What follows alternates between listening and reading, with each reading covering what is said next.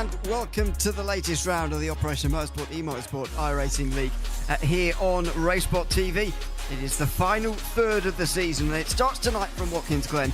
Every weekend until the end of October we'll be live with you here on a Tuesday night, figuring out who is going to be our champion in our three categories of this series, which we've been enjoying since the middle of August now. So myself, Ewan O'Leary, and Dareth Thacker should be joining me again in a moment, just as soon as he gets a headset that works, which is the joy of technology. Romero Augustin Cisneros will be behind the cameras, as always, for this RaceSpotTV broadcast. As I say, it is round number 7 of 9 here in this championship, and we come to Watkins Glen for what should be a sort of technical circuit run, really, to the end of the season, after we have Road America for the 5th round of the championship. Since then, it's been all pretty technical with Mid-Ohio last week, and then Watkins Glen this week, more sport next week, and VIR to end the season as well. We'll see if we've got a championship to talk about by the time we get there. We should have this one. The pro standings currently led by Matt Smotherman by just 13 points over Ian Carney, with Tyler Goodham at 20 points back in 3rd place. Martin Wallace wasn't there last week, so hopefully he's returning now, and we'll be able to put in a late charge. Chris Walsh just a further point behind him. Skylar Vickroy is outside the top 5 with Gene Kelly, Ken Kirkling, Rodney Campbell and Jonathan Labby, who round out the top 10. Louis Brioche is the beneficial standings leader, 29 points his advantage over Philip Chartier now, with Nolan Duke dropping back after not participating last week. Tanner Masters is 4th place, just ahead of Cameron Lackney, John Hicks and David Bell, all separated by 1 point. Don Salada, Cody Durkin and Peter McDade round out the top 10. And in the open standings, it's Justin Bessett who leads the way by 21 points ahead of Francisco Vega. Mason Cardinale not that far away either, with Tyler Manning in 4th, Nicholas Batista rounding out the top 5. Carl Shelton is in 6th, with Tyler Beam at 7th place, 10 points back to Merrill and Pritchard, Zach Merrill and Zach Pritchard, with Tyler Reid rounding out the top 10 at the bottom of those standings there. Those are your track conditions here tonight. 28 degrees Celsius on the racetrack. That's 82 Fahrenheit for the moment at 5 p.m. in Sim on last month's date. So we're not getting too dark too early here today by any means. Well, the drivers just making their way out there onto the outlap for a warm-up lap before the laps properly tick by. I can tell you that once again we've got another great entry into this race. It's been one of the great things about this championship, that the numbers have stayed very, very high all the way throughout, which is not a luxury that all the leagues get, and very, very pleased that we've had that here in the Operation Motorsport eMotorsport iRacing League for season number 11. As well, they are just starting their lap times. Should just take a moment to thank the sponsors as well, of course, who make this series and indeed these broadcasts here on RaceSpotTV possible here each Tuesday night. Of course, to CrowdStrike and Michelin for their continued support, thanks to them, and of course Trophy AI for their continued support in season 11 of this championship. It's been great to have them on board once again for another season, and well, that's drawing to a close now in the next couple of weeks anyway, into the final third of the season.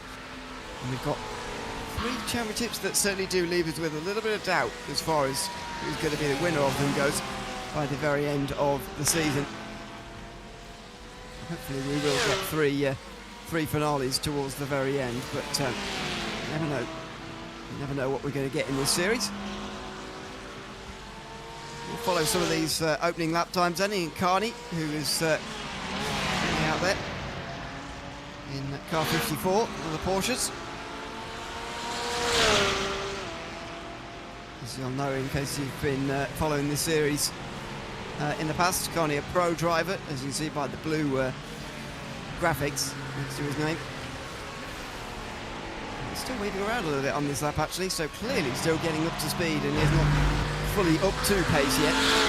Pritchard is here doing the same, but there's traffic around. People stuck behind him at the moment.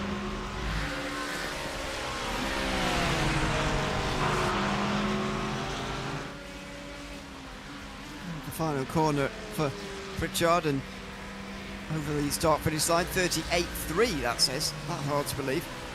There you go, that's more like what is normal, 14 46s for this opening lap of the day. That's a bit more normal. There goes Francisco Vega over the line as well, looking to get near Bessett. And he does. He goes just in front of Justin Bessett as well. I'd say for the first time this evening, a good afternoon to Darragh Thacker alongside myself, Ian O'Leary, for this broadcast once again tonight. Good to have you back, Darragh. The third last round of the season, the last third of the season indeed. And we've come here to Watkins Glen, a very notably sort of twisty end to the season as far as these circuits go. But out of those, Watkins Glen is the most famous, you'd say, for sports car racing, and hopefully we will see a good, quick 40-minute race for us here tonight around here. Yeah, it's quite flat around here. I think a lot of these drivers are going to be well aware of this circuit as well. It's one we go to quite a lot, isn't it? Particularly in this kind of machinery. But again, these qualifying sessions, we've said it all season long, set up in such a way that you've got to be effective in your usage of your lap times. You don't have many of them. It doesn't really matter how well you know the circuit, that pressure is always going to sit over you of getting the lap time in early on. And you're seeing a lot of drivers facing that pressure and doing it quite a way. Guillemette going fastest at 43.5, but so many improvements throughout the session, it doesn't really end after the opening run. You're just going to see these times continue faster and faster and faster with these new tyres, of course, in the GT3s. Ken Copeland is back as well, which is good news for this race, by the way. That he's here again. It's the first time we've seen him since the second round of the championship all those weeks ago. And Martin Wallace is back as well after a week off at Mid-Ohio last week. He is now on the board as well. So a couple of the top names returning as well. But one thing that has been a recurring theme, certainly in the last couple of weeks, is the open class drivers really getting in amongst the pro drivers up towards the front of the standings. And we're seeing that again here with Bessett and Manning, and though they've just been overtaken by Bradley Beeman, who's gone up to third place. So there's really very little difference between the open and the pro class drivers, actually. Pro class drivers with a slight edge, of course, but they're mixing up well, especially in these later weeks for the open class drivers. Which is always good to see, isn't it, really? It means that we have a competitive championship across the field, not just in the open class, but of course in that pro class as well. And it means that there's a lot of drivers who are going to feel like they can compete not just for their own class win, but for the overall race win as well, which is fantastic to see. It just means it's going to be a little bit more complicated for us to work out the math when we go into the final couple of rounds of the season of who's claiming those big points in their respective classes. But good to see that at the moment in that top 10, 4 pro drivers, 6 open drivers as well. Tyler Beeman maybe getting a little bit held up on his lap as they come in towards the toe. And then we'll work our way towards the hill, of course, ever rising through there, right at the back end of the circuit. And already 9th place, over a second off the pole time. But such is the pace at the front of the field, and such is that increasing pace that you're almost struggling to keep up. Copeland goes P3 and showing the kind of pace we've expected from him all season long. Well, not quite the dominance he had when he was here first time round, of course, when he won the first 2 races pretty comfortably. Certainly Daytona he won very comfortably. For goodness sake, still comfortable-ish, but wasn't complete dominance that day. But this is a lot more competitive. Guillemette and Cardinal towards the front at the moment as well. As Beeman goes over the line, that's going to be no quicker for him. Bradley Beeman moves up to 4th place at least, but won't be much solace to Tyler, I don't think. This is Justin Bessett, 6th place. Didn't qualify at all well at Mid-Ohio, but raced very well, as we see time and time again from the open class leader. And 21 points now, the championship margin that he holds at the front of the field. With that kind of margin, you just need some clean races in these final 3, and he should go on to be champion. I do believe a top 3 every time now, actually. Top 3 in the last 3 races would be enough, and that sounds like a difficult task, but that's exactly on the form that Bessett has been showing so far. Yeah, there's already improvement here to put him inside the top 5, maybe the top 4 ahead of Bradley Beeman in class. P3 for the 442. We've got a perfect patchwork at the front of the field. You've got open drive and a pro driver, open, pro, open in the top 7. All we need is Martin Wallace just to get ahead of Francisco Vega, and it's going to be perfect all the way down to P9. But yeah, good lap time there from Bissett to be ahead of Ken Copeland, as you were saying, after the pace that he showed in the early couple of rounds of the season. I think he's going to be really pleased with that as we wind our way towards the end of this qualifying session. The last ones are on the table. Rui Farina to the top 9 as he improved. Martin Wallace then goes to the top 8. We are perfect in the top 9 in terms of that toing and throwing between open and pro, but is there anybody else you could jump up right at the end of the session? Oh, the pattern's ruined. Vega goes up to 7th place, just ahead of Manning, who you can see here might jump up himself. Oh, and he does. 2nd place. Good lap time from Manning at the end there. What about Tyler Beerman, who's just been knocked out the top 10? He's going to be back in it. 9th place. So, 6 open class drivers and 4 pros in the top 10. Martin Wallace is only just scraping into the 10 at the moment, so this is an unusual session. Ken Copeland down in 5th place, Wallace down in 10th. 2 of the big drivers we've seen so far in this season. Matt Smotherman, who is currently leading this championship, by the way, is absent today, so I don't expect to see him up towards the front. But it's a chance for the likes of Ian Carney to capitalise, and he just hasn't. 20th place so far for Carney. Guillemette, who's 3rd in the championship, has taken most advantage because he looks like he's taken the pro class pole position unless Wallace does anything on this last lap here. Yeah, it's going to take a big lap. The set goes to P3. Good lap time for the 442 again. It's now an open class 1, 2 and 3, but Wallace needs some half a second to offset Ken Copeland, and about 6.5 cents, about 2/3 of a second therefore, to get into what would be pole position for the pro class through the final couple of corners. Just about going to keep it. Oh, is he? Oh, going very wide through there. You can clearly see him throwing it through these corners, trying to gain every single thousand. Is it enough for Martin Wallace? He's done so well this season, but he's had to really push at the end of this session. Is it going to be enough? Doesn't seem like it will be. He's going to say P10 in the end. An unusual session in so many ways. Oh, as Copeland moves up to the top of the pros right at the very end. Maybe that's a little bit more in line with what you expect on today. He doesn't move up to the pole overall, but he does get the best lap time in the pro standings, and Tyler Manning moves ahead of him. Cardinal is going to keep that top position. I think Tyler Beerman must be the only one out there who can still improve, and he moves to 6th place. There he goes. I think that is going to be it as far as improvements from the top 10 are concerned. You can see the final drivers coming across the line there in the background, but it is a open class dominated session. They will mob the front row here from Watkins Glen tonight, with only 4 pros making it into the top 10, and only one of those is in the top 2 in the championship. Bizarre session as Mason Cardinal takes pole here from Watkins Glen with a 43.0. Tyler Manning alongside with Ken Copeland on pro pole in 3rd. Justin Bessett, championship leader, ever consistent in 4th with Tyler Guillemette and Tyler Beerman, who is on row 3. Bradley Beerman and Skylar Vickroy on 4, ahead of Francisco Vega and Martin Wallace, who's back after a hiatus last week, inside the top 10. Rui Farina, the first driver over a second off of pole with Nicholas Batista, who is down in 12th. Zach Merrill and John Salada has taken the beneficiary class pole position on row 7. Gene Kelly and Cameron Burke next, ahead of Jacob Little and Trevor H, who round off row 9. Nolan Nuke is 2nd in the beneficiary class, ahead of Ian Carney, who's got a real chance in the championship to take advantage and is 20th in qualifying. Cal Shelton and Andrew Cooper are on row 11, ahead of Zach Pritchard and Jonathan Labby, who are on row 12. Lav Weaver is ahead of Louis Rios, who is 3rd in the beneficiary class, a long way behind his rivals, although he's still that class's championship leader, of course. Eric Knight and Dan Fendick are on row 14, ahead of Tyler Reid and Mitch Herrick, who round out the top 30. John Hicks, Philip Chachi and Cody Durkin round out the field of those who set times. Chris Walsh and Aaron Mack didn't set any time, but they may well race. We will wait and see whether we get 35 in the field or not. Although they are on the front straight, a long formation lap to come, of course, but yeah, bizarre session in so many ways. Mason Cardinal hasn't had the best luck in recent times, although he is still 3rd place in the championship, and he's taken pole here at Watkins Glen. I'd say that he probably needs to if he's going to take this championship away from Justin Bessett, considering he's got a 26-point disadvantage with just 3 rounds left.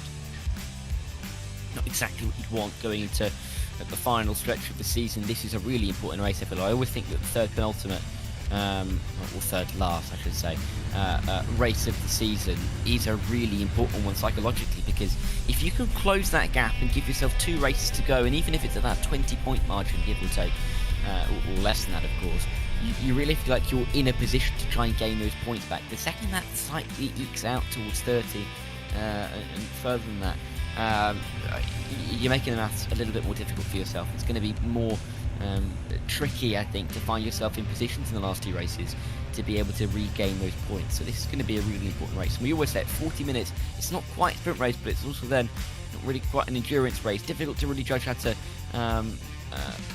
operate on the start. Do you push really hard in the opening couple laps? Do you try and manage in the opening couple of laps to put yourself in a good position? Of course, pits to think about as well, but if you're in the championship considerations as well, you don't really want to be thinking about conserving team and going out immediately. The drivers pull away now from the grid. Looks like only 34 of them will do, actually. Even Chris Walsh at the back will not start. Or at least he hasn't gone onto the grid initially. Aaron Mack did, though.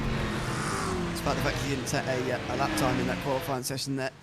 He has got onto the grid at least for this race. Do wonder what the overtaking is going to be like around here at Watkins Glen. Thinking of previous races that we've seen around here, it's been difficult on occasion to make the passes at work, but I've got to say, from Mid-Ohio last week, we saw the most incredibly topsy-turvy race in terms of the amount of incidents that we saw. The race last week entertaining from start to finish with the amount that was going on. I just wonder if the field is sort of on the back of a chaotic race like that Watkins Glen might not be the best place to come, because it too could also provide a lot of strange moments tonight, and potentially a lot of incidents as well. So I wonder whether that last week is going to serve as a warning or a bit of a preview as to what we're going to see today. Yeah, and I think that's, I think as well at this stage of the season that what we've seen already really does give us a good indicator of where drivers may find themselves coming into this race, and where they feel like they're going to be able to get to, and how they feel like they're going to be able to race around a circuit like this. Overtaking opportunities aren't necessarily wide-ranging at this circuit. You don't know that you're going to be able to make a look at every single corner. It is wide, but almost the medium to high-speed nature of pretty much every single corner bar, just a couple, means that you really have to be committed in these moves, and you really have to be ready to be for full commitment, really. I mean, you look at the bus stop, you cannot be half-hearted into there. You have to be pretty much completely ahead to really make a move through there. Even through the likes of turn 2 and 3, track narrows up. You've got to make sure that you're committed and that you have got confidence in the line that you're taking. So, yeah, I think this is going to be a test to see which driver is really going to be the one to be confident in their own ability and in their racecraft to try and push on for the race in the championship. Going to be a very, very telling race. Very interesting one here from Watkins Glen. As I mentioned earlier in the show, still 2 more rounds to go at the end of this one. They are from over the border in Canadian Tire Motorsport Park, and then back to Virginia International Raceway to round off the season.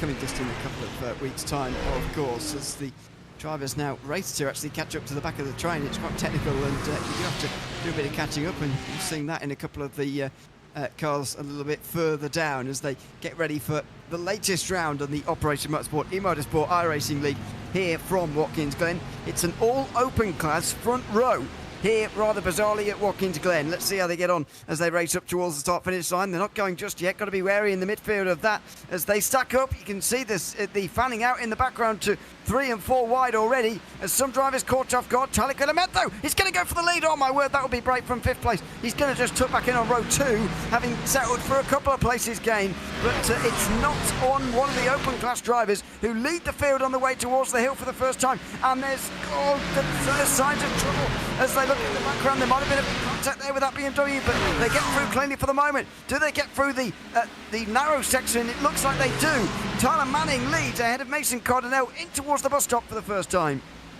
Yeah, and will defend. It's a slightly defensive line, so he's not going to take all the speed that he could through the bus stop as our race leader, but it doesn't matter. He has defended well and will come away with the lead. We'll look to pull away from now. Tyler Guillemette right on the back of Mason Cardinal, who struggled through the carousel, but he's not going to be able to take advantage, or is he? Oh, very close as they make their way in towards the back end of the circuit. Downhill, of course, before you get in towards the toe. Outside line there for Mason Cardinal. Incredible run right around the outside of that corner. Can he walk it all the way around? 180 degrees of rotation, difficult to hook it up on the exit on that outside line, but he has gone right the way around the outside. What a move if he can pull this off.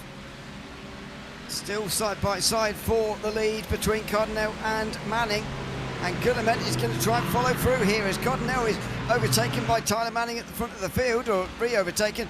It's Guillemette now on the outside line. It's a long way round though at the left-hander here. Will try and stick there though, and he has done.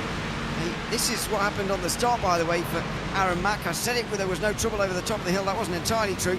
A few guys at the very back of the field getting caught up in that very famous section there over the top as Cardinal continues to defend. Guillemette has got him all kinds of the different lines at the moment. Flashing the lights as well from Guillemette, who either wants to get through or wants Manning to get on with it. Yeah, clearly, at the front of the field. Guillemette looking to get down that inside line, and Cardinal for being momentarily in P1. Oh, was there... bang, sideboards. They were nearly inside each other for a moment there. Not too sure what happened. But Ken Copeland is just going to hope to not get himself involved as well. All of his battling has allowed Tyler Manning to get a full second away at the front of the field. Tyler Guillemette the one to take up the mantle now, and Ken Copeland may have a go, but yeah, he's going to be delighted that he was, defending for the lead half a lap ago, and all of a sudden has real clear daylight now between himself and anybody behind him. Yeah, absolutely. Any early gap like that is going to be pleasing. This is not good news for Thad Weaver. Goes for a spin. That's the outer loop. Chartier, one of the beneficiary class drivers who's there or thereabouts in the championship, has not had a good first lap either. He was caught up over the top of the hill actually. That's why these guys had seemed so far away from the rest of the field. Herrick certainly was involved. He's some important components, I think, in that front right. As we saw a spin in front, he also went wide. This guy's got through the opening lap, or at least the first sector, without trouble. But it was the middle sector where things would go wrong, and Labby was just clipped there as they came through the toe of the boot, and that is a stack up on the inside as well. So plenty going on further down in the way of incidents. Oh, and wow, that was close to another one. Yes, it was. Difficult to really see through there. Difficult if when you're the driver behind an incident like that to be able to come through. Particularly this part of the circuit where it's blind until most of the way around that corner. Tricky, but they were able to avoid it. That last time by, Tyler Manning has extended his margin by 0.4 of a second to Tyler Guillemette.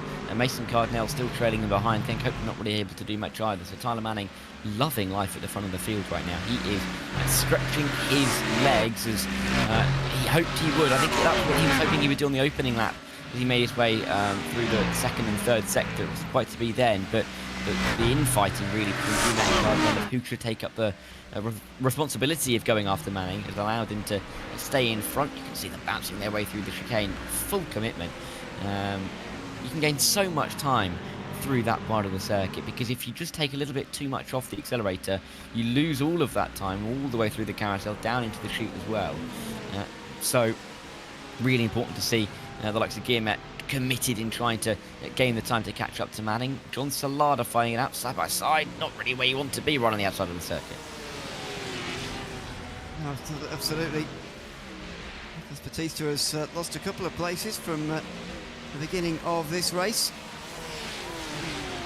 and Ian Carney needs to gain some more than that. He's got past Batista and the rubbing salt into the wound of Batista, who's, as I say, not had a very good start, but Carney needs to be moving up a little bit quicker than that if he's going to rescue a good point situation here tonight. At the moment, Tyler Guillemette would be taking the championship lead here by quite some way. He's currently leading the pro class, facing Cardinal and indeed Ken Copeland and Justin Bessett as well off the start. He only went for the lead down in towards turn one. It would have been brave, but that's exactly what's got him here. Good bravery from Guillemette. In the first 5 minutes, he's made up 3 places, all of which he managed on the first lap.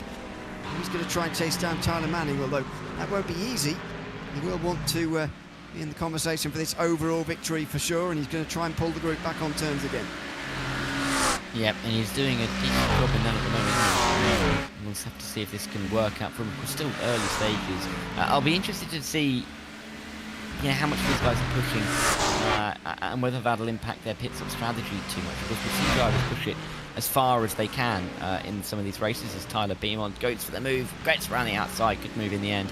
Skylar Vicroy couldn't really send it down the inside there, as we were saying before. You have to have full commitment, but if you're just sticking a nose into the inside there, it's only going to end in a big crash. Bradley Beeman maybe looking for the move on Skylar Vicroy, but not just yet. I think he'll want to keep tabs with Tyler, keep the Beeman train going in 6th and 7th, but Skylar defending for the time being. But he is losing time very quickly, isn't he? Yeah, certainly. Onto the, I guess call this the back straight, sort of. Kent Copeland looking on Mason Cardinal into the heel. Beeman and Vicroy side by side in the background, and couldn't get it done. This is Ken Copeland. It's great to see him back again, of course. He's slipped to 8th place in the championship after winning the first 2 rounds of the championship, and then not reappearing since Laguna Seca. But very interesting that either he's slowed down a little bit, or Watkins Glen's not a circuit he particularly enjoys, or everybody else has sped up a bit. I'm not sure which one it is, but this is much more competitive than when Copeland was in the rounds previous. Yeah, and I think he'll, I think he'd enjoy the challenge, right? I think every racing driver wants to have a bit of competition, but at the same time, I think he'd rather find P1, where he was right at the start of the season, albeit, some 25 seconds in the lead of the race by the end. So he is going to be looking to get through on Mason Cardinal. I think he'll back himself. I don't think he's going to be in too much of a rush. Considering the fact he's not being here for some time, is he? No, you can see just backing off into the corner, knowing that he can't really get too much or too far alongside on Mason Cardinal to really make the move safe, really, through there, as we've said. And he is hanging back and making sure that he doesn't make a mistake, which is what you'd expect from an experienced head like Ken Copeland. But I think the question is going to be, how long is he going to be happy to sit behind and wait to be aggressive to make a move when Tyler Gimmet is starting to get up the road a bit.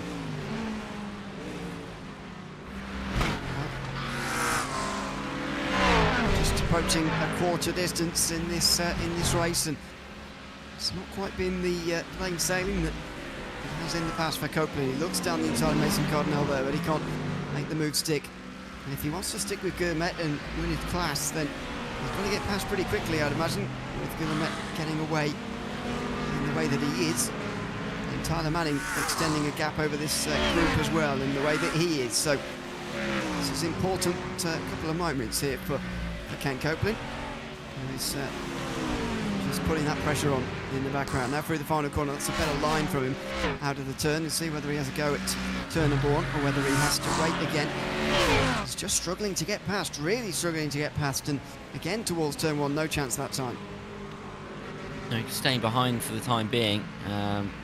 Just see a little bit wider through turn 1, maybe trying to carry as much speed as possible up through 2 and 3. He's tucked right onto the rear wing, and Mason Cardinal has a lack of slipstream age from in front. Here he comes, then Ken Copeland. Is he going to go to the left, to the right? Oh, Cardinal just trying to put himself right in the middle of the circuit, make it as difficult for Ken Copeland as possible. And Copeland bump drafting him down in towards the bus stop chicane. Martin Wallace on the inset there on the bottom of your screen, looking for the move on Andrew Cooper, but he'll look to the inside, but it's never looking on, and he's just put himself offline now, and oh, there you go, nearly going onto the grass. So maybe an unwise move there for Martin Wallace, but he'll continue. He's not been overtaken for it, so he's not lost out too much.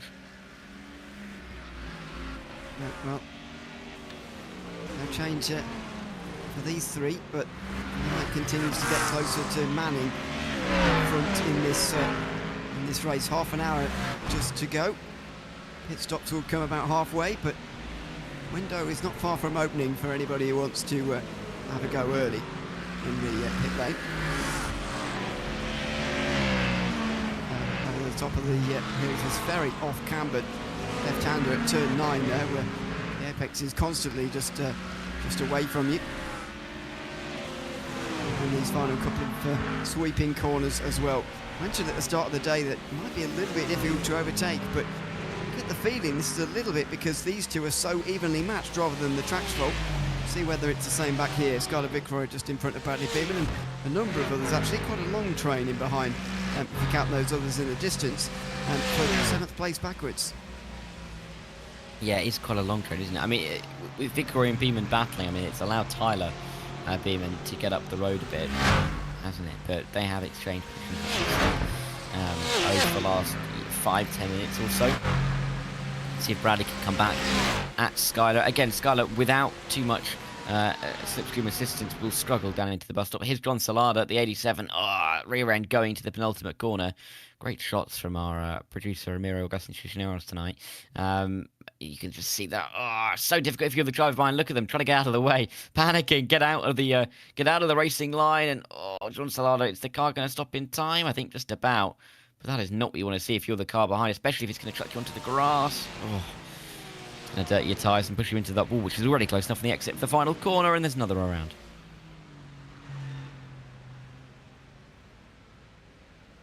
And Bradley Beeman down on pit lane joins a number of others actually who have already stopped at some point in this race. We've seen 8 now in the lane. This, though, is the battle for 3rd place, and finally Kent Copeland has gotten through on Mason Cardinal. He's not going to give up easily, but you can see why, because Bessett is catching up quite as quickly. This is Beeman meantime. Contact out of the outer loop, and that's why he's ended up in the wall and ended up in pit lane. Yeah, not really positive. Of course, he's running in a good position inside the top 10, and he'll be disappointed, I think, after that. It just goes to show that you've got to be careful in these trains, that certain parts of this circuit where there is a high-speed nature to the corner, the slightest bit of contact, the slightest misjudgment, or snap can send you into a barrier, can put you out of contention. So you've got to be so careful, particularly the track where it's almost confusing how wide it is, and yet the walls are so close. Andrew Cooper, you can just see it. It's coming off of the corner. Andrew Cooper just running his own line, the slightest bit of contact, and a beam in there into the wall. It doesn't take much around here, does it? No, no. Well, this meantime is the battle for the lead between Manning and Guillemette. And Tyler Manning rather efficiently gets through on that bit of lap traffic there to keep Guillemette at a distance, but he's got to keep that going again and again here for another 27 minutes nearly, which could be very, very tricky, to be honest, given the pressure he's already under. This is Philip Chartier. Meantime, he goes for a big spin through the penultimate corner here. A bit of air time as well. Luckily for him, the wall is a long, long way away from the barrier down there, but nevertheless, he's ended up in the pit lane, nearly in 30th place all the way down the field. Yep, and so many drivers now with a couple of mistakes starting to creep in. We've seen a couple of spins on the replays, we've seen a couple of little bits of contact. Drivers are just looking to try and eradicate that from their race at the moment. Martin Wallace is looking to keep himself ahead of Andrew Cooper. Push up towards Skylar Victory. He's currently P4 in class. Class podium is dangling in front of him at the moment. You can see Skylar Victory very much in his sights, only about a second and a half behind at the moment. He's going to be wary of Andrew Cooper and Francisco Vega, who themselves are finding over P5 and 6 in their respective class as they run through turn number 1. We're already nearly halfway through this race. There's just, these races are so fast that you blink and you miss it, really. But for the front of the field, Manning and Guillemette, how much are they going to battle between themselves, because they've got the respective class wins? It's going to go back to that conversation of what matters more, class win or the overall race win. Well, yeah, it does. In terms of points, absolutely no difference, but they are drivers after all, and they will want to win the overall race, I feel. But let's wait and see if they actually do. Indeed, how hard they're willing to push for it as well. In the grand scheme of things, Manning and Guillemette are both contenders, albeit Manning kind of outside contenders for their respective class championships. So they certainly won't want to give up those positions very easily as we got slow-mo through the chicane. It's very wide from Francisco Vega, actually, as he was trailing some of the others, but he's still there. Look at that gain, by the way, for Andrew Cooper, up 13 places so far into 9th position. This is the kind of start that Ian Carney really needed, but Carney, even now, it's still only into 16th place, only 4 places gaining for a driver who looks like he was going to take the championship lead at the start of the day with Smotherman not here. It's not quite as quick as you'd expect to see from a championship potential leader at this circuit here so far, anyway.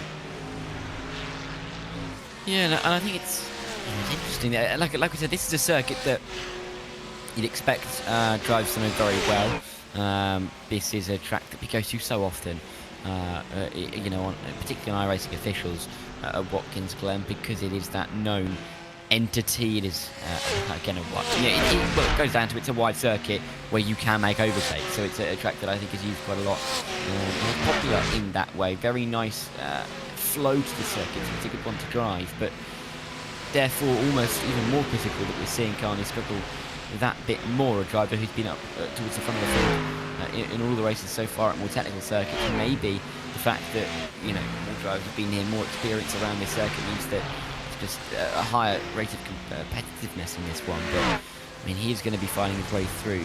I guess the positive at the moment for him is that there are some tight drivers, or there is not many seconds between the drivers right up to P8 in front of him for the time being, less than 10 seconds between himself and P8, which means there is room to work into, but they're also not bunched up in a way that makes it difficult to overtake. Yeah. Burke is trying to break through this stalemate at the moment. It's a very, very large group. Batista, the one just in front here, and just in front of him is Rui Farina, who needs to be looking at his mirrors here, because there might be a two coming down his inside. Well, there's only just the one, but gives the space on the way towards the heel of the boot. Comes around the outside and will keep the pace. Burke looks to see, he's effectively being blocked, but not when you think about Batista's trying to make his own moves here. It's the difficulty of being at the back of a group like this. You are generally being blocked by a driver in front trying to make some moves here. Around the outside for Farina, who keeps 16th place, and sort of accidental defending there from Batista, really, because Burke just couldn't get through with Batista weaving around trying to make up the places like that.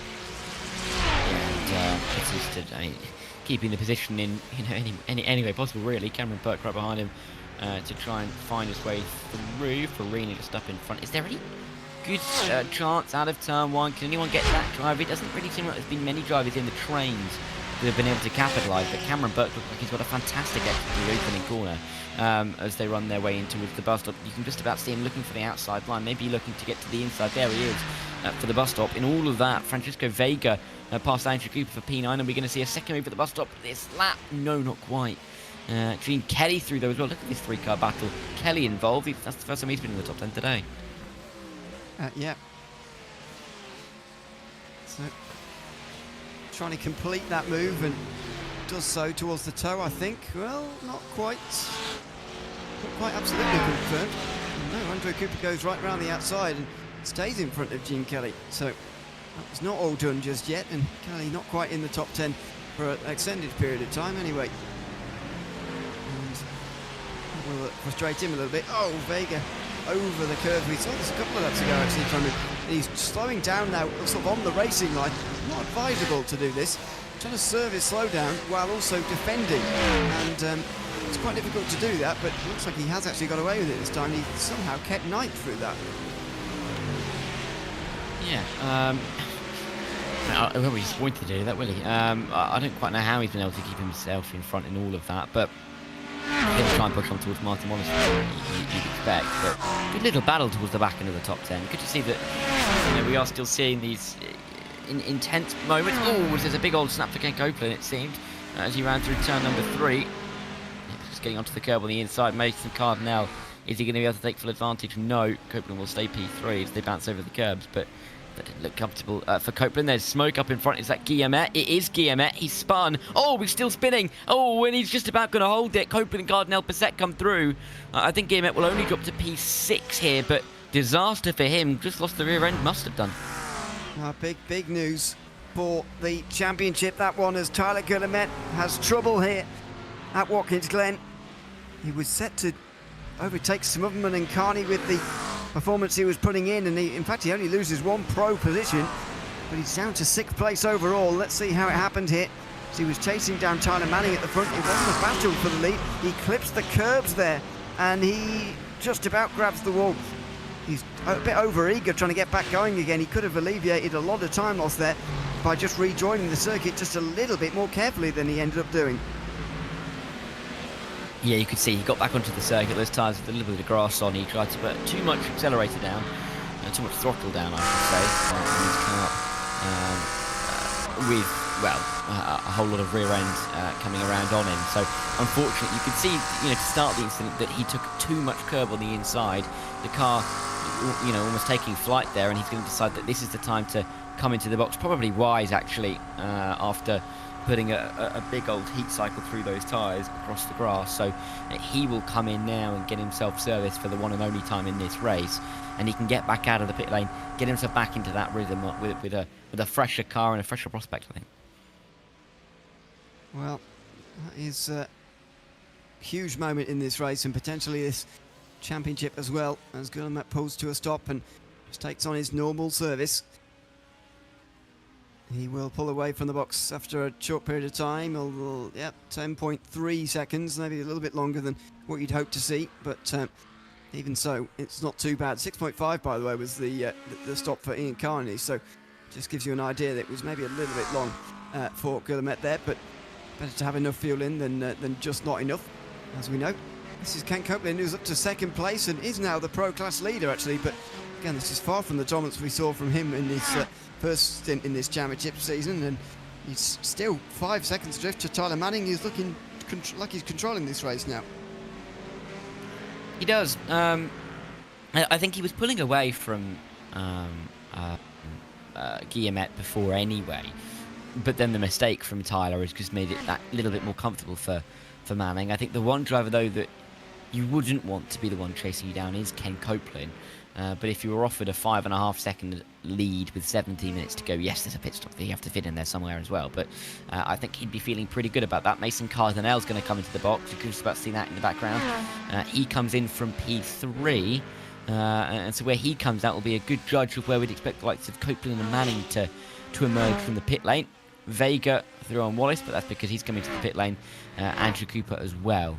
I think this next, and maybe one lap after this, or so the next 3 laps, what I'm trying to say, is I think we're going to see the most action down the pit lane, and Cardinale's getting it going. Yeah, it's so often in these sort of halfway laps and just after that period, actually, at exactly halfway, when we see these stops, especially once the midfield starts to clear out, though, you do see some guys coming in for a bit of an undercut. It's a long stop for Cardinale, though. Very long stop indeed. Cooper, 14.5 seconds in the box. Mason Cardinale, 20.1, which is quite a long time. Just 9.5 for Wallace, to give you an idea of why that is a little bit longer than what you'd expect.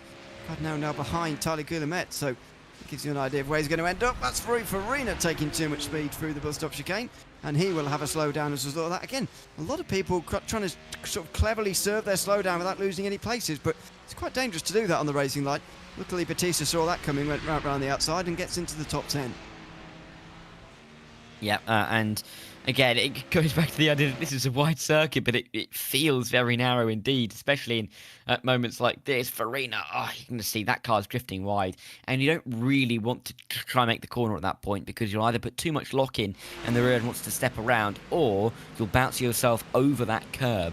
That curb on the right-hand side, and you bottom out the car, and then the rear end's gone completely, and you find yourself careering into a wall at well over 100 miles an hour. So good to bail out, I think, in the way that he did, given the moment at the start of the corner, but still not ideal. Tyler Beeman into the pit lane now. Manning, Copeland, Bissett, Victory, Vega, they've all gone through again, and so we'll go more than 25 minutes into this 40-minute race on their opening stint. Yeah. This is rather the norm in this series, really, as Tyler Beeman now pulls to a stop and will not go up on the jacks. Obviously, it will just be a short fuel stop for him. 10 seconds or less, hopefully less, but 10.1 is the pit stop time. Carney's pit stop time, by the way, is beginning to look very, very short compared to some of the others. 6.5 only in the box. He only pitted a lap before Jacob Little, for example, 2 laps after or before Cooper. Yeah, unusual, the shortness of that stop at the moment. We'll try and see whether that pit stop will take him all the way to the end of the race or not. As you can see, we're still waiting for plenty of them at the front. In fact, the top 11 are all still yet to come in. Tyler Beeman is the best placed of those who has made a stop so far, but he's now stuck behind Aaron Mack, which could be a bit of trouble as far as this undercut goes. If he gets stuck in traffic, then it's not much use being on a different strategy. But Manning is controlling this race, that's for sure. You wouldn't expect Beeman to be anywhere near Manning, really. Same for Guillemette, who's only a second or so behind Beeman. Currently, they're the first two of those who have already stopped, but it's about Tyler Manning, really, at the front, who now comes into the pit lane. I'm surprised that if he could have gone on further, he didn't, because, surely you want to use the clean air, but he's in now anyway. Yeah, maybe he had to pit. Maybe he was running low on fuel. Maybe this is strategy, but you're right either way. You want to take full advantage of the ability to push forward. I think maybe it's possible that he has run slightly lower on fuel because of how hard he was having to push in the opening stages just to keep himself away from the drivers in behind. But it releases Ken Copeland. We've seen Ken Copeland make good strategy in the pit lane already this season. We'll have to see if he can do it yet again. But Manning will come out of the pit lane in, well, what should be P9, so we'll stay inside the top 10. The issue is he's right behind that train of Nicholas Batista, Rui Farina and Trevel H. So it's not going to be the easiest place to get out of the pit lane from, because you want to put yourself into a little bit of clean air, even if it's just 1 or 2 seconds. Yes, they have to pit, but they can also hold him up in a way that's going to be detrimental if Ken Copeland can use this clean air to his advantage. Yeah, certainly. That's why I said I'm not sure I quite understand it, but if it works out, then fine. It won't end up mattering too much by the end of the race, but giving Ken Copeland an inch like this is a pretty dangerous thing to do. With the clean air that he's currently experiencing, and he might decide to respond now by coming in just a lap later. There is a bit of lap traffic in front, which is maybe what was encouraging Manning to come in as well. But Copeland is now rounding those final couple of corners. Does he stay right here? No. He's going to carry on. We have seen them get right into deep into the last 10 minutes, by the way, at times this season in terms of their final stop. So could well be a little while away from a final stop here from the likes of Copeland. Some of the others up towards the front. Just depends how long they fancy running the tank dry, because, as I say, they can go a pretty long way. They can, can't they? I mean, never really want to count your chickens for, but I think we're going to see a couple of drivers run right the way past that 10-minute mark. I say that. All that means is that they'll go one more than the end of this lap. Big mix-up. Batista's gone into the pit lane. Manning and H have come through. Farina's dropped back. I wonder if he got caught out by Batista coming into the pit lane there. Very likely you come quite sharply off the racing line to make your stop. Tyler Manning made his way through on the 504 as well, the open class driver, down in towards turn number 1, so he's clear of that train and can now drive into clean air. The difficulty for him is 30.7 seconds off the lead. He came out about 29.2 seconds off, which means that Copeland's, I think, it's going to be right around him by the time he comes out of the pit lane himself. Yeah, let's see here. As Cameron Burke, meantime, has found the wall pretty hard out of turn number 1. Corner that's obviously gone through a lot of reprofiling in the time it's been on iRacing. I think it's been added since a very long time ago, at least 10 years I would say, but it's been very, very different down the years. Even now there is that curve on the outside which is not absolutely deadly, but if you spin to the inside like that, you will certainly find the wall very, very quickly, as is the case actually at most places at Watkins Glen, in fairness.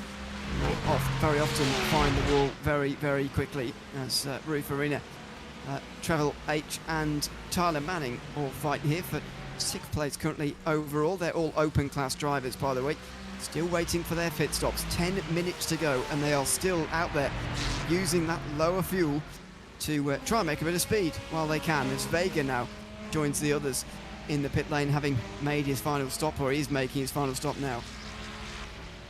Yep, as he will now be the next one to come down pit lane. I mean, at this stage you're going to be wondering, you know, how long are they even going to stop in the box? We're talking, a couple of seconds. Let's see what Vega's pit time is. With about 10 minutes to go, it's still sat there. Maybe a little bit longer than I was looking. 8.6 seconds for him. We'll see if it can be shortened by anybody at all. Tyler Manning has lost time to Ken Copeland on that last lap, with a second. And you think Ken Copeland's going to have the advantage on how long he spends on pit lane, so it's looking good for him. Bassett as well, can he maybe fight with Manning towards the end of this race? It's difficult to judge exactly how far away they are going to be without knowing how long their pit stops are likely to take. But with what, 9 minutes to go, and we're lapping about that 90-second mark, we've only got just over a handful of laps left here, so chances to overtake are going to be coming down to a premium now. Yeah, and you've got to spend so long making the overtakes around here that that's got to be all factored in as well with the limited laps remaining. It's a very, very short race here in this series, that's for sure.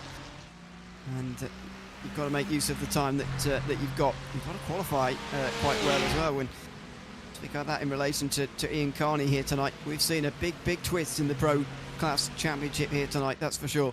With Smotherman not here and Carney not really taking advantage of that. Guillemette not quite having a 100% great race either. It's pretty open now as to who's going to win the Pro Class Championship as Justin Bessett comes in. He's certainly shoring up the Open Class, leads by 21 points over Vega coming into today, but he looks pretty comfortable at the moment, just Bessett. Merrill also comes into the pit lane. Imagine we could see some more pit stops here as well as H and Farina both come into the pit lane. I believe that just leaves Gene Kelly and Ken Copeland, the top two, yet to come in. Indeed it does, and when they do, you'd imagine Tyler Manning will cycle out to the lead, although we're still not quite sure about Ken Copeland yet. Yeah, and you can see again that gap to Tyler Manning has come up by another near full second, 32 between Copeland and Manning. The gap when they came into the pit lane was about 5 seconds. Manning has lost about 2.5 seconds since coming out of the pit lane, so it's going to be a case of how short Copeland can make his pit stop. If he can take it a couple of seconds less time in the box than Manning did, then we're going to be seeing them coming out very, very close together indeed, and we're going to have what a 3-4 lap battle to the end. At that point really is going to be quite a frantic dash to the end. Bassett has come out in P4, some 6 seconds behind Manning, so it would suggest that Manning should be relatively safe, but you can never really, count your chickens before they hatch. We've got the battle of the Tylers for P5. Tyler Gumet in P5 in the number 5. It's quite satisfying, if you can say that. Yeah, it is. And we'll see how much longer it lasts as the last stops now do indeed happen. Ken Copeland is into the pit lane, and a few seconds later Gene Kelly will be as well. You'd think. Yep, there we go. The Ferrari also comes in, so the field now indeed officially is all having stopped. Dan Fendick hasn't, to be fair, but he is further down the field anyway. So will Tyler Manning come out in the lead or not? Ken Copeland 7.3 in the box, and he will make his way down pit lane now. It's going to be quite close, and it looks like with a 6.4 second shorter stop, Ken Copeland's going to be miles out front. Well, he was a bit quicker in terms of speed anyway, I think, Ken Copeland, because the gap was about 5 seconds before. That means it is about a 9.5 second gain. So about 2/3 of that, has come in the pit lane, and the other third in terms of speed. But it's going to be another Ken Copeland victory, is it, here, with a much better pit stop from Manning, who really was playing it safe there, making sure he wins the Open Class, gets to the end. Not interested in the overall victory, or if he was, he's made a big miscalculation here, because he's not even close to Ken Copeland. Yeah, it's a huge advantage for the 15 to have. After the pit stops, couldn't really see Tyler Manning in front of him before they made their pit stops, and now can barely see him behind him as they emerge from the pit lane. Manning in the end really hasn't lost anything in a sporting term, because he's going to get exactly the same amount of points for the Open Class win. He's just lost, I think, the pride of winning this race overall.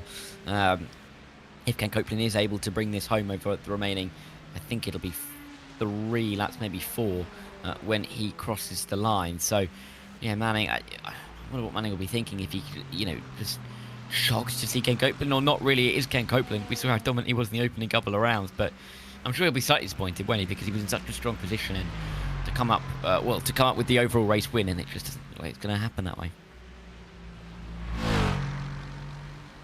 Well, I've got to say I'm very surprised with that result, but there you go. It's not quite a result yet, although Copeland is surely at an uncatchable distance here. So looks like he's going to go on and win the Pro Class. Guillemette will be second ahead of Martin Wallace, who will be third. Guillemette and Wallace are going to gain a lot of points on Ian Carney, who's still only, he's even further down now, 21st in this race, over a minute down. So the reason I keep referencing him is not because he's the championship leader, but because I was expecting him to be by the end of the day, but it looks like it will be Guillemette now, and Wallace won't be too far behind. Louis Rios is currently the beneficiary class leader. He was third place by a very long way to begin this race, but now he's first place by quite a long way. Over half a minute, in fact. John Hicks and Philip Chartier, the others on the podium. It's looking more and more like Louis Rios' season to lose, in a season that has been all about survival, really, for the beneficiary class drivers. As I mentioned, he was nowhere near pole in the class, but just a clean race, and you'll very soon be up towards the front in this class. Yeah, it's not the largest class, is it? And just kind of mixed in the midst of the midfield, really. So you can get big swings very early on. Yeah, good job so far.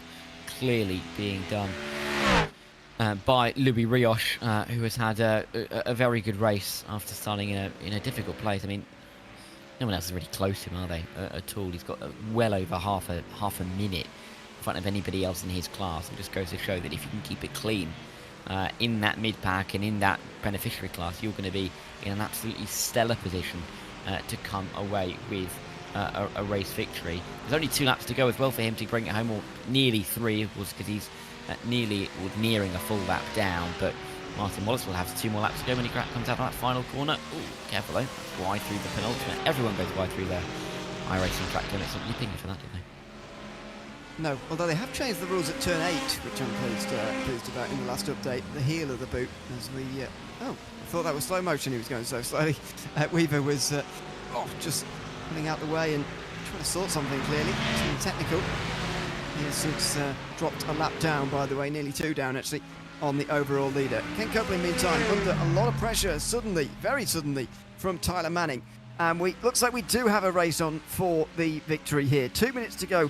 As you mentioned, that means not very many laps. In fact, just 1 more at the start-finish line. But for whatever reason, this has been such a strange race in so many ways. Copeland had a miles shorter pit stop. He was a bit quicker as well. But now that they're back out again, Manning has got right to the back of Copeland. And it looks like we're going to have a fight for the win. We'll really see how badly Manning wants to win overall. He must have backed off, Ken Copeland. He lost 3.4 seconds in the opening sector, and unless he had a big snap at turn number 1, I don't really know where else he could have lost that time. And of course we haven't seen it yet, so maybe he's just kind of maybe manufacture a bit of a battle for the win as we are about to find the white flag as we cross the start finish line and get onto the final lap of the race. But yeah, maybe he didn't quite expect to come out in the lead in the way that he was in the way that he did, and wants a bit of a battle towards the end of the race. Who can blame him, really? The pro leader, the open class leader, right at the front of the field, coming out of the final quarter. Surely he hasn't underfield, because he would have backed off more in that middle and final sector. But we've got 1 lap to decide this one. Copeland and Manning all of a sudden battling for the win overall. Well, this race has been absolutely full of surprises so far. That is for sure. The white flag waves, and is there 1 more left in the tank? Is Manning able to get past Ken Copeland for the victory or not? As the white flag waves, you can see the drivers further back just beginning the last lap of their race. A very dramatic race here from Watkins Glen. It's sort of been the opposite of Mid-Ohio, actually, where the sort of late drama here, as opposed to the early drama we saw at Mid-Ohio. Look at the way Manning closes through the outer loop, but the question's going to remain, with the best overtaking opportunity behind him, where he actually manages this now. Yeah, is there a chance down in towards the toe, or is he going to have to wait for the heel? Let's wait and see. He's nowhere near close enough, really. 4/10 of a second around Watkins Glen. You need to be within 2, really, to make an effective move. Copeland to defend through there. He's only got another, 3 braking zones, really, to have to defend through. They've got a couple of lap cars in front, but they shouldn't catch them by the time they reach the checkered flag. He's negotiated his way through the heel, and you think from here he's going to be pretty clear to win this race overall. I think so. As they come over the top of the hill now at turn 9, and Oh, Copeland goes wide. Has he made an error at the very end here that allows Manning to the lead? He's going to get to the outside, Tyler Manning. If he gets the inside for the final... Oh, there's contact. Manning's off the circuit. Does Copeland give the pace up? Does Manning have it on the inside? They're side by side through the final turn. It's side by side to the line. And Tyler Manning's going to win this race. Oh, he's been spun out by Copeland, who stops at the line, and Manning wins, going sideways in the barriers, not even facing the right way. Tyler Manning wins at Watkins Glen. What a bizarre finish in so many ways. Copeland tried to side draft him all the way to the line, and he ended up spinning him out, eventually locked on the brakes and then let him win. What a weird finish. Tyler Manning made a good move around the outside the penultimate turn to get the inside at the final. Copeland knew it was a losing battle. He tried to side draft him sort of roughly, but he spins him out, and I have never seen a finish like that before.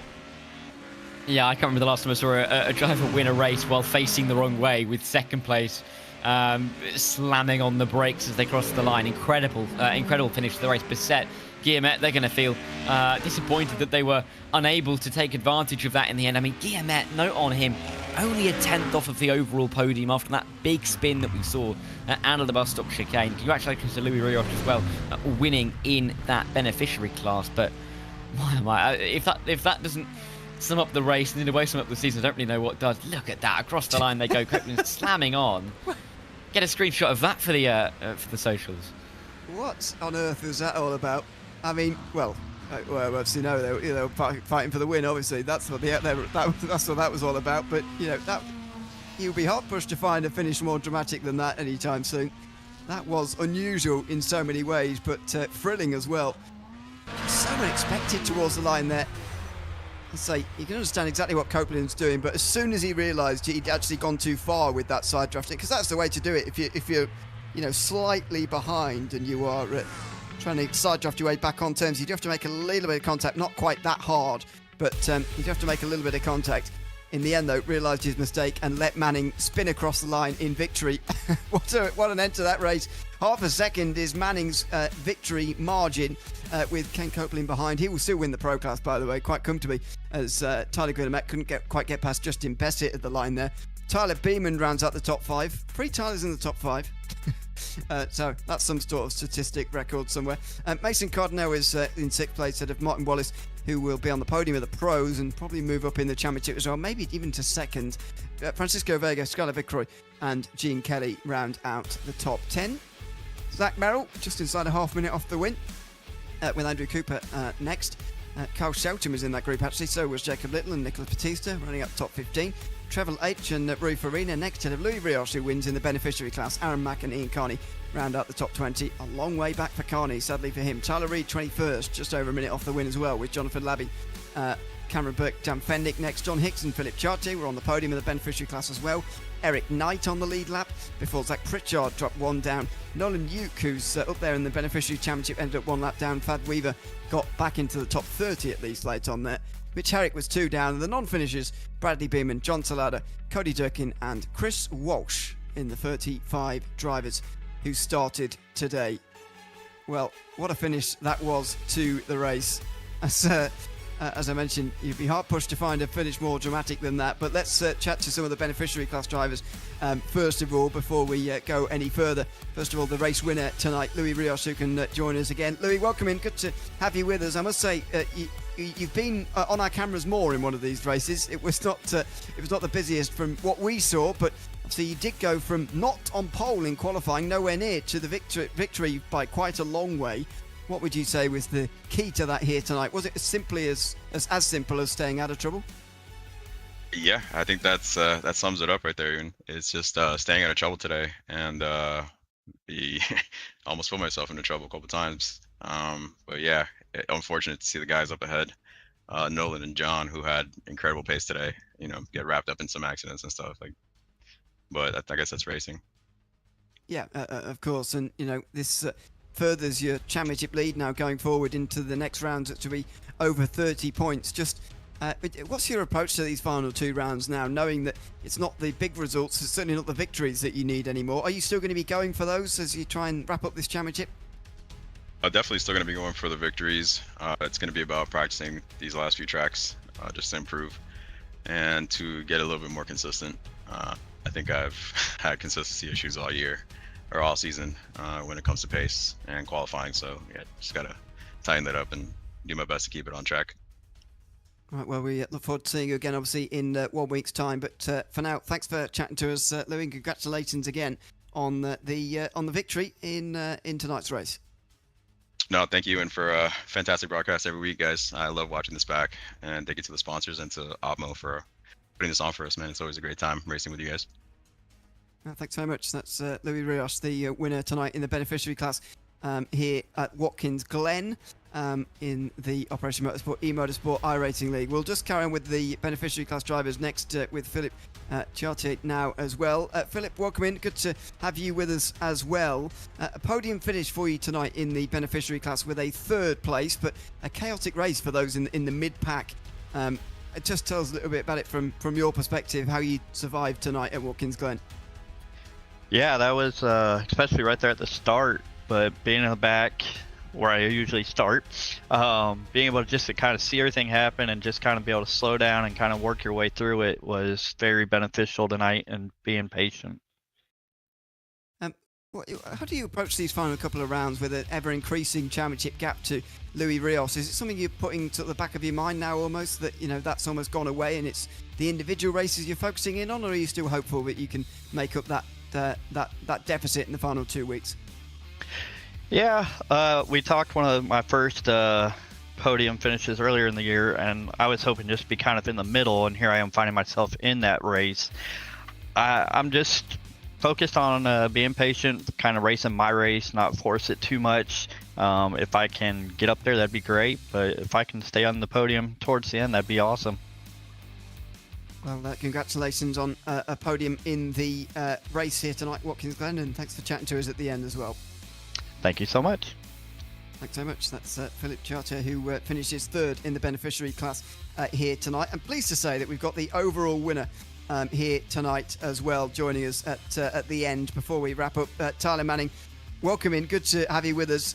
How are you feeling at the end of that race? It's one of the most incredible finishes I've ever seen in such a weird way. Tell us about those last 5 minutes from your perspective. Oh man, I'm tired. I'm done with racing. If I can go on a high like that, then I'm good. Yeah, it was pretty exciting between me and Ken. I remember last year when he was like telling me how if just a little more practice I would be up there with him, and well, one more season later and I'm right up with him.